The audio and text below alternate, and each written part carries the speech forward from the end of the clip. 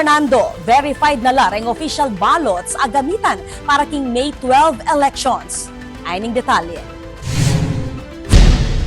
Pesi na yan, nganing abak ng Biyernes, May 9, ning verification dareng opisyal a balota para king May 12 elections king San Fernando. Again apan kete king Mini Convention Center, king Heroes Hall.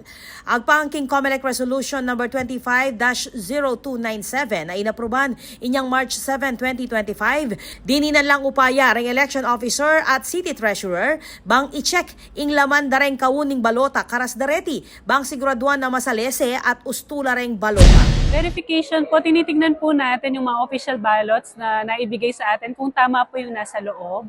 At in-invite po natin ang mga electoral board representatives, kasama po ng ating mga watchers, mga party representative, ang media, at gayon din po kasama po yung COMELEC at ang LGU po na responsible po sa custody ng ating mga balot. Ing verification na rin balota, asak siya na rin miyayaliwang tubod. Iba't ka rin political parties, citizens arm, ang pong media.